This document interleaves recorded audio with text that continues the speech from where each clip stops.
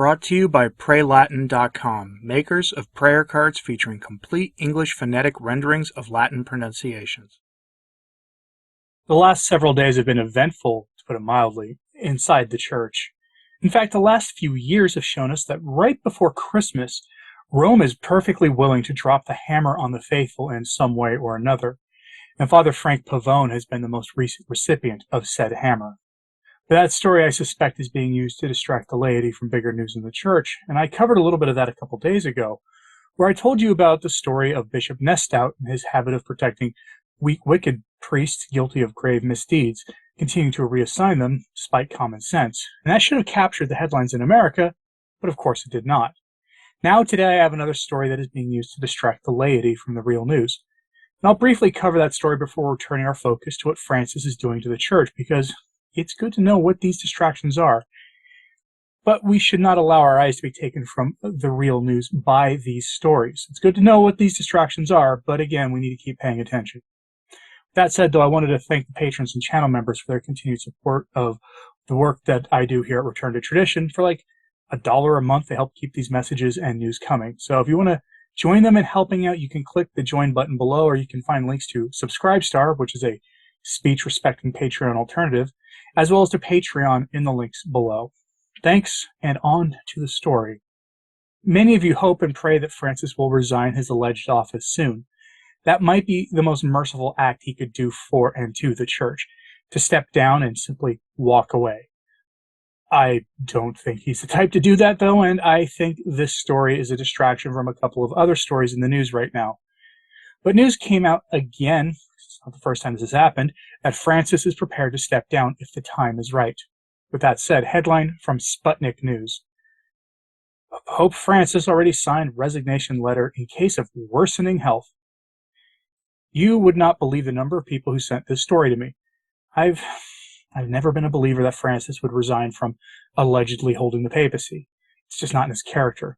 I could see him relinquishing power voluntarily if he had really good reason to believe that his chosen successor would actually get the position after him, if he had like a hand-picked person and was reasonably certain of the outcome of a conclave. But otherwise, I can't see him risking his whole program of building what Catholic prophecy calls the ape of the church from being overturned by an even remotely decent successor. But from the Sputnik News article, quote, Francis said on Sunday that after he was elevated to the papacy in 2013, he signed a letter of resignation to be used if his health seriously deteriorated and created impediments to his duties. I have already signed the document on my resignation. The Secretary of State was then Cardinal Tarcisi Bertone. I signed it and told him, in case of impediments for medical reasons for any other, here is my resignation, the 86-year-old pontiff said in an interview with Spanish press. Rumors of the pontiff's resignation have been circulating since July, though he denied all allegations as unfounded. Actually, I'm going to correct them. Every summer, the rumors of his resignation come out. But anyway, in August, the media reported that Pope Francis had severe pain in his knee joint, which caused him to use a wheelchair. In July 2021, the pontiff underwent planned surgery on his intestine. If Pope Francis resigns, he will be the second leader of the Roman Catholic Church to step down from the papal throne in modern history. His predecessor, Benedict XVI, resigned due to deteriorating health back in 2013 and now lives in Vatican City. Before him, the last pope who relinquished his office was Gregory XII in 1415. End quote. And there have been something like a dozen popes in history who have resigned. It's just been 600 years or so since the last one. But that's literally the whole story. There's nothing new in that reporting. We've been told about this resignation protocol before, so why now? Stories like this are meant to distract you, and I distract you and me, really, from covering Bishop Nestout and Father Rupnick. They're not the first stories to hit the wire in the past week designed by Rome to distract their critics from what's really going on. In fact, honestly, I think the Father Pavone story was used in a similar way. Remember, Father Pavone's laicization was made official on November 9th of this year, but it wasn't made public or even told to Father Pavone himself until December 17th. Why? Because Bishop Nestout and Father Rupnick's stories were just too big. Rome knew those stories were going to hit the news, and they couldn't risk letting them run wild without blunting them somehow. In fact, there's been a whole lot of stories that none of them have been good for Rome, so these stories here are good ways to distract us. Now, the Father Rupnick story is still dominating the news in Europe, but barely getting any coverage in America for whatever reason. I reported on it last week, but here's a quick recap. Father Marco Rupnick is a Jesuit artist who engaged in, we'll call them illicit activities of the flesh, and had earned himself an excommunication from his Jesuit superiors back in 2019. Father Rupnick is best known for his monstrous art for various Vatican projects, including most of the synods, such as this artwork here. Father Rupnick's art is always unsettling to view, and some have even called it demonic in nature. Father Rupnick's case is interesting and relevant because a couple of weeks ago, it emerged that Francis, in all his paca-papa mercifulness, decided to overrule the excommunication of the priest personally. Francis personally intervened, and it happened reportedly after Father Rupnick personally called Francis and spoke to him. Now, I want you to think about the logistics of everything involved in that, if you like. Having the personal phone number of Francis, Francis taking his calls when he calls him, and then immediately responding in the priest's favor, regardless of what he's accused of, because that is how it's reported as having happened, that Father Rupnick called Francis personally and got him to intervene. And the story just isn't going to go away, and that's kind of a problem for apostate Rome. The story was published during the midst of the Father Frank Pavone news. And here we have it, headline from Pillar Catholic, the complex case of Father Marco Rupnick explained. Father Marco Rupnick is at the center of a complicated and still unfolding set of allegations in Rome. The Pillar explains what's happening. The story's not going away for Rome, and that's kind of a problem. Here we are talking about it again, while Father Frank Pavone is making statements and challenging Francis on matters of the faith. It's certainly tempting to think that these stories aren't related, but they actually are in a way.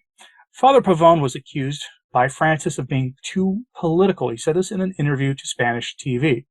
Given that Father Pavone is a vocal supporter of the previous American head of state, that statement means Father Pavone had the wrong politics for Francis. Canonically, the accusations of blasphemy don't really stick, since that had been resolved some time ago and by itself aren't enough to be dismissed from the clerical state. It was done in accordance with canon law, and I'll link an article that helps explains that in my show notes today. Now, for those unaware, Father Pavone said in a live stream what that accusation was. He had said on social media the words God followed by the D word, which is blasphemy if it is used in the way that the pairing of those words typically are used. If someone is literally asking God to condemn someone to eternal perdition, it may not be blasphemous, though it may be presumptuous or prideful or any number of other things. But blasphemous it probably isn't in that context. But Father Pavone publicly apologized for it and had gone to confession, which should have taken care of the matter. For those interested in the remains of a victim of the Moloch ritual on an altar story, he never placed such remains on an altar, but on a table.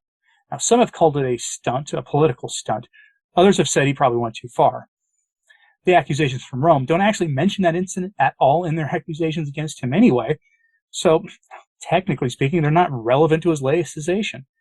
The Father Rupnick story involves a priest close to Francis who can call in favors to the man who the world sees as Pope, and who can presumably get those favors given to him on a moment's notice. Why no one else is talking about this, I don't know. It's remarkable, and along with Bishop Nestout, that story from earlier this week, both stories are ones that Rome desperately wants to go away, but just won't. The reason this story won't go away is that Rome knew about Father Rupnick's wicked deeds for decades and failed to act on them.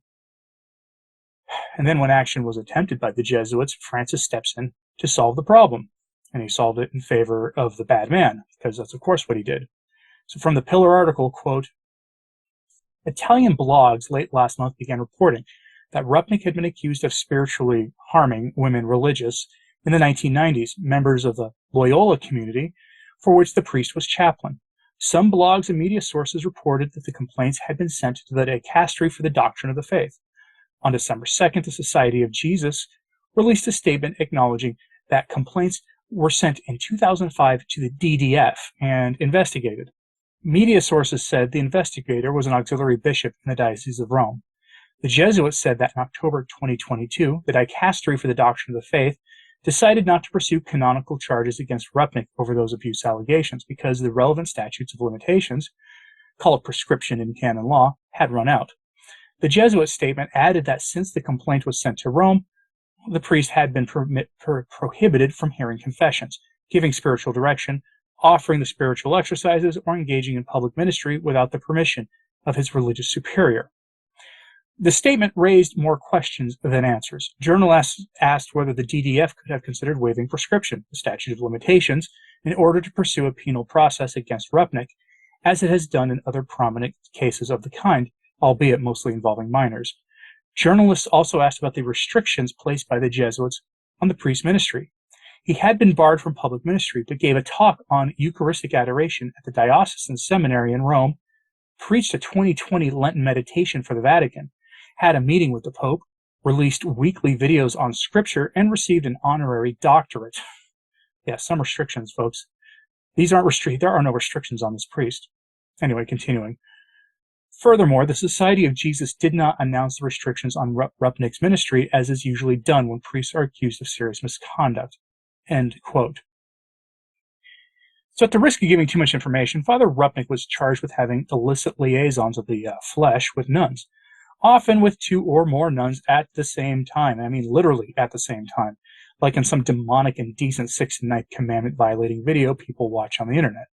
Not only is he said to have done those things, but he also then gave the nuns he was involved with absolution in the sacrament of penance for sins he had them commit. He heard their confessions and absolved them himself, which, according to canon law, earns the priest automatic excommunication. This is what Francis overruled when the Jesuits tried to enforce it. Good for the Jesuits for trying to enforce it, by the way, and I rarely praise them for anything, but at least they tried. Now, why did he do that? Who really knows? A Pope-splainer would say that Francis was showing mercy to the priest, and fair enough, I guess, though sacrilege and grotesque violations of the commandments and helping nuns break their own religious vows and misusing his own power as a priest is far worse than anything Father Pavone is accused of doing, and Father Pavone was laicized for what he did, with no possibility of appeal. By the way, a lot of you have asked why there's no possibility of appeal, and it's pretty simple. The only way that Father Pavone has no way of appealing that decision is if it came from Francis himself. There is no authority on earth that can overrule a reigning pontiff, which means the decision to laicize Father Pavone came from Francis himself. And Francis told the Spanish press that Father Pavone had gotten too political. Yeah, which means the real reason for his laicization was that Father Pavone had the wrong politics. So, to reiterate, wicked Jesuit misuses his power to involve himself physically with nuns, often multiple literally at the same time, and then violates the laws of the church to offer absolution to those involved in his crimes, and Francis shows him mercy. But a priest accused of disobeying his bishop's decree to stop his ministry and go be a full-time pastor of a tiny disconnected parish earns Father Pavone no mercy whatsoever. Welcome to the Synodal Church of the New Advent, folks. Enjoy your stay. I'll close this out with something from Vigano. Either tomorrow or on Christmas Eve, you'll get from Archbishop Vigano his Christmas message, which he released a few days ago. What he addresses in that letter is, quite frankly, at the heart of this problem. The church and the world needs to return to the kingship of Christ, that is, to the social reign of Christ the King. That stopped being preached after Vatican II. It had been taught by the church from basically the beginning of the church until Vatican II, when it was overtly discarded in favor of ecumenism, religious pluralism, classical and progressive liberalism, and all of the other modernist ideas that get summed up in words like dialogue and accompaniment and all the rest of it. Father Pavone, for whatever faults he may have, firmly believes in the reign of Christ the King, and apostate Rome doesn't. That much is obvious. Francis does not believe in the reign of Christ the King. If he did, he would not have intervened all the various times he did in the various cases of priestly misconduct, of which the Rupnick case was only the most recent we've heard about.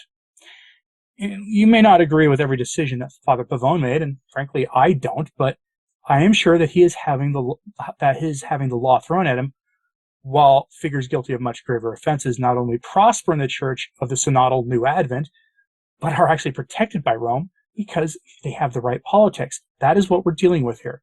And that's all you really need to know.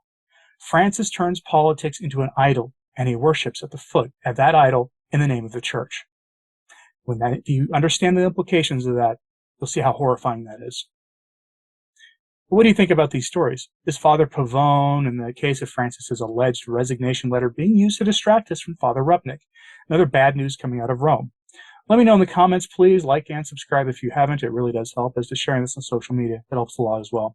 Again, thanks to the patrons and channel members for your continued support of the work I do here. It is greatly appreciated.